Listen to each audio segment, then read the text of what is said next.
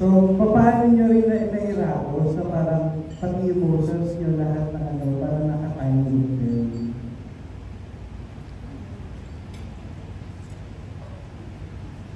Unang-una, wala ko kaming choice. At kailangan ko siyang pagandahin. Kasi, syempre, ano ko ba? Kasi, pag sinabi mong time loop, paulit-ulit mong gagawin isang eksena, pero dapat iba-iba yung levels ng emotion. Iba-iba yung atake, iba-iba yung mararamdaman mo. Siguro kung wala si Direk Jenny, hindi ko kaya. Tsaka yung buong cast, parang hindi ko alam kung paano ko siya gagawin. Tingnan ko lang po yung sinabi ni Miss Jen.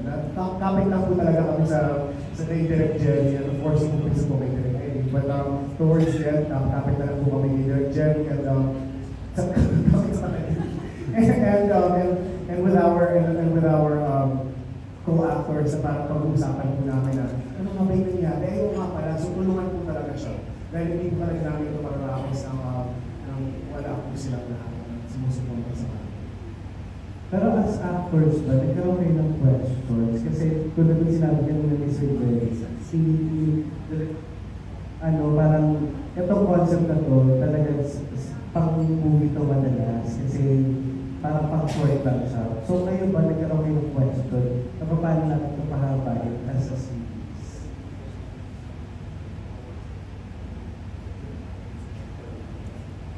I think marami pong mga instances na parang nagtatanungan po kami amongst each other. Tinatanong namin, tama ba yung mga ginagawa natin? Pero I think naniniwala lang po talaga kami sa proyekto na, and we're really excited. We really kept that excitement from the very start. Nung nagsimula po kami mga 3 to 4 years ago up until now.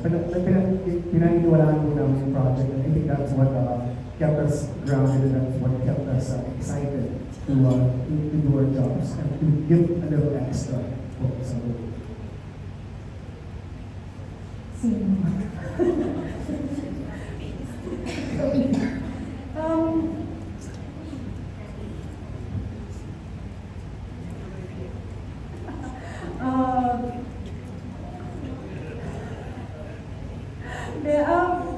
Totoo naman po na hindi basta-bastang siyang gawin kasi ang haba ng show, paulit-ulit. Usually na, di ba sabi nyo nga, sa pelikula ginagawa mas madali kung paulit-ulit kasi maiksi lang.